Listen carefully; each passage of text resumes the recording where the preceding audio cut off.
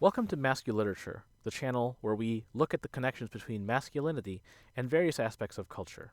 Today we'll be looking at masculinity in one of the most important philosophers in human history, Plato. What did Plato have to do with masculinity? Plato, one of the most influential philosophers in Western thought, lived in Athens during the 4th century BCE. While Plato's ideas have shaped many aspects of philosophy, politics, and ethics, his views on masculinity have also had a lasting impact on how we understand gender roles and expectations. We will explore Plato's perspective on masculinity in this video, examining how his ideas can be interpreted from the context of his time and their implications for modern discussions about gender. So, ancient Greek society was highly patriarchal. Men were expected to participate in public life, including politics, warfare, and intellectual pursuits. Women were primarily relegated to the private sphere, focusing on domestic responsibilities and raising children. Plato's views on masculinity can be understood within this cultural context, where men were expected to be active citizens and demonstrate virtues like courage, wisdom, and self-control. In his dialogues, Plato often presents an idealized vision of masculinity. Socrates, Plato's mentor and the main character in many of his dialogues, serves as a model of the ideal man. Socrates embodies the virtues of wisdom, courage, and self-control, consistently seeking knowledge and engaging in philosophical discussions while maintaining a strong sense of justice and morality. Plato believed that the essence of masculinity was tied to the development of virtues. In his dialogues, he emphasizes that men should strive to cultivate wisdom, courage, self-control, and justice in order to become the best versions of themselves. This pursuit of virtue, according to Plato, would lead to a harmonious and balanced society. Plato believed that proper education was essential for developing virtues, and thus for cultivating ideal masculinity. In his work The Republic, he outlines an educational system designed to foster the development of these virtues in men. This system includes rigorous physical training, as well as intellectual pursuits and philosophical inquiry, to ensure that men become well-rounded individuals, capable of fulfilling their roles as citizens and leaders. While Plato primarily focused on the development of virtues in men, he did not entirely exclude women from participating in the pursuit of knowledge and virtue. In The Republic, he suggests that women could also become philosopher kings if they possessed the necessary qualities and received the same education as men. While this view is somewhat progressive for his time, it's essential to recognize that his views about gender roles were still shaped by the patriarchal society in which he lived. Plato's views on masculinity have been both influential and controversial. Critics argue that his focus on virtues as the essence of masculinity may perpetuate traditional gender roles and expectations, while supporters contend that his emphasis on cultivating virtues can promote personal growth and ethical behavior. Also, his ideas about the philosopher king and the inclusion of women in this role can be seen as a challenge to the rigid gender norms of the time. So let's learn about some more of the cultural context, masculinity in ancient Greece. Ancient Greek society, as I've mentioned, was highly patriarchal, with distinct and separate roles for men and women. The division of labor and social expectations was deeply rooted in culture, and is reflected in various aspects of Greek literature, philosophy, and art. We focus on Plato's perspective on gender roles. As mentioned, Plato often presents an idealized vision of masculinity in his dialogues, with Socrates serving as the embodiment of the ideal man. Plato believed that men should strive to develop virtues like wisdom, courage, self-control, and justice. He also outlined an educational system in the Republic designed to foster these virtues in men.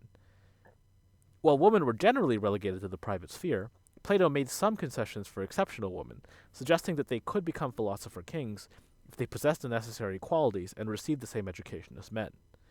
The works of the Greek tragedians, like Aeschylus, Sophocles, and Euripides, also offer insights into the gender roles and expectations of their time. These plays often revolve around themes of power, fate, morality, with male characters typically taking center stage as heroes or tragic figures. Female characters, while sometimes portrayed as strong and independent, often face significant obstacles or limitations due to their gender. For instance, in Sophocles' Antigone, the title character challenges traditional gender roles by openly defying the male authority figure King Creon, and burying her brother against his decree. Antigone's actions can be seen as a critique of the patriarchal society in which she lived, demonstrating the potential for women to possess virtues like courage, loyalty, and moral conviction. Another example of a strong female character challenging gender norms is Medea in Euripides' play of the same name. Medea, a sorceress, seeks revenge against her unfaithful husband Jason, and ultimately kills their children to punish him. Although her actions are undoubtedly extreme and tragic, Medea's character serves to highlight the injustices faced by women in a patriarchal society, and the lengths to which they may go when pushed to their limits. Aristophanes, a comic playwright, also addressed gender roles and expectations in his works. In Lysistrata, the female characters stage a sex strike to force their husbands to end the ongoing war between Athens and Sparta. The play humorously subverts traditional gender roles, with women taking charge of political affairs and men portrayed as powerless and desperate for their wives' affection. While the tragedians and comic playwrights often depicted women challenging traditional gender roles, it's important to note that these instances were exceptions rather than the norm. They do suggest, however, that there was some fluidity and debate around gender roles and expectations in ancient Greece. The treatment of gender roles in ancient Greece, as seen through the works of Plato, the tragedians, and Aristophanes, highlights the complexity and nuance of this topic. Now let's look at a key aspect of Plato's philosophy and how it relates to masculinity. How did education develop in Plato's dialogues, and how does it shape men? Plato's philosophy places a strong emphasis on the importance of education for the development of the individual and thus society. His ideas about education, as presented in his dialogues, are closely tied to the cultivation of virtues and the formation of ideal masculinity. Central to Plato's philosophy is the belief that the pursuit of knowledge and wisdom is crucial for the development of the individual, particularly for men. This idea is exemplified in the figure of Socrates, who consistently seeks understanding and engages in philosophical discussions. Plato's emphasis on the pursuit of knowledge and wisdom reflects the broader cultural context of ancient Greece, where men were expected to be active citizens, participating in politics, warfare, and intellectual pursuits. In Plato's dialogues, the figure of the philosopher, often represented by Socrates, serves as an exemplar of the educated, virtuous man. The philosopher's role is to engage in critical inquiry, question assumptions, and seek the truth. Through this process, the philosopher develops virtues like wisdom, courage, and self-control, which are essential components of ideal masculinity. In the Republic, Plato outlines his vision for an ideal society, centered around the concept of the philosopher king. The philosopher king is a ruler who possesses both intellectual and moral virtues, and is able to govern justly and effectively.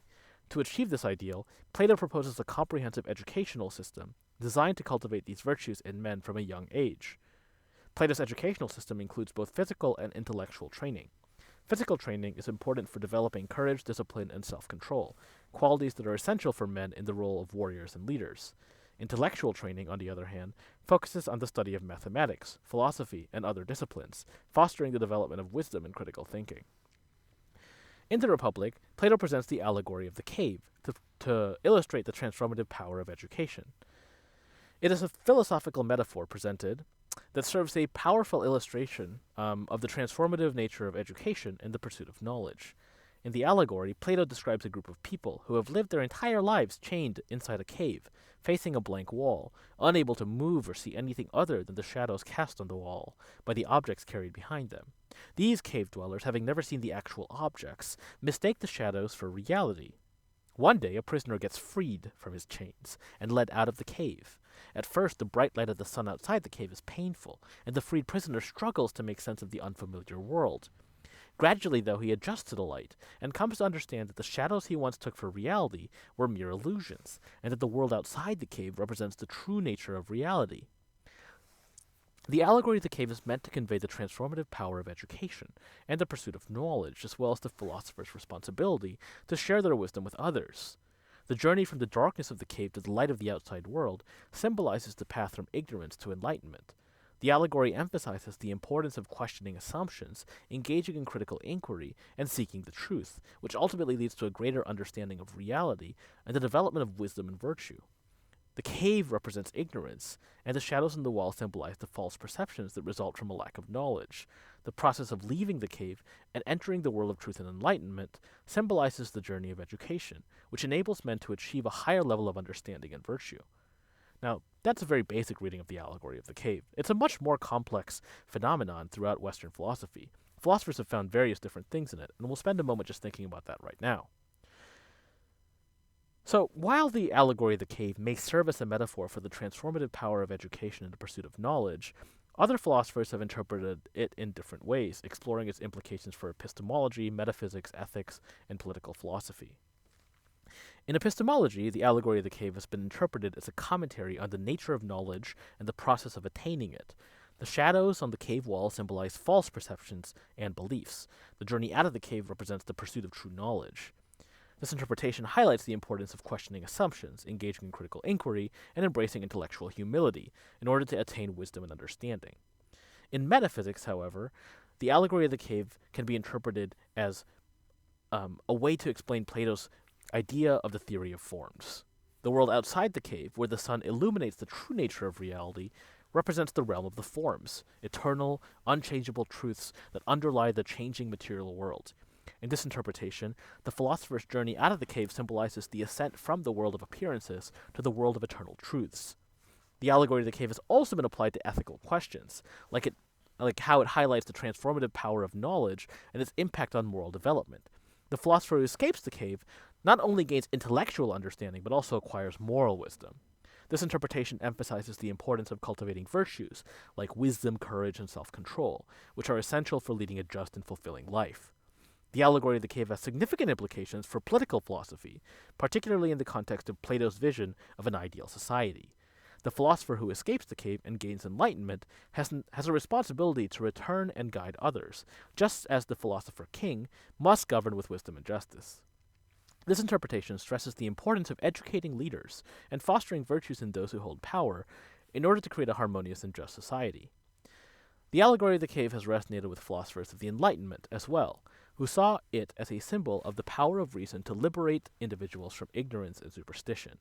Thinkers like Immanuel Kant, who famously urged people to dare to know, embraced the allegory as a call for intellectual emancipation in the pursuit of truth. Existentialist philosophers like Jean-Paul Sartre and Albert Camus have also engaged with the allegory of the cave. They see it as a metaphor for the human condition, where individuals must confront the absurdity of existence and create meaning for themselves. The journey out of the cave represents the struggle to embrace freedom, authenticity, and personal responsibility in the face of an indifferent universe.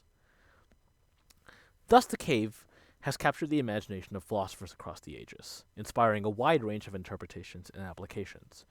From epistemology and metaphysics to ethics and political philosophy, the allegory has served as a powerful metaphor for the transformative power of knowledge, the importance of questioning assumptions, and the responsibility of the enlightened individual to contribute to the betterment of society. As such, it remains a central and enduring concept in Western philosophical thought. Plato's emphasis on education is closely tied to his vision of an ideal society. By fostering the development of virtues in men, Plato believes that a harmonious and just society can be achieved. The role of the educated man is not to pursue personal growth only, but to contribute to the betterment of society as a whole. Education is a vital aspect of his philosophy and is closely tied to the cultivation of virtues and the formation of ideal masculinity. Men develop essential qualities like courage, self-control, and justice by pursuing knowledge and wisdom, ultimately becoming well-rounded individuals capable of fulfilling their roles as citizens and leaders. In this way, education serves as a transformative force, shaping men and contributing to the creation of a harmonious and just society. Thank you for listening. If you liked what you heard, please subscribe.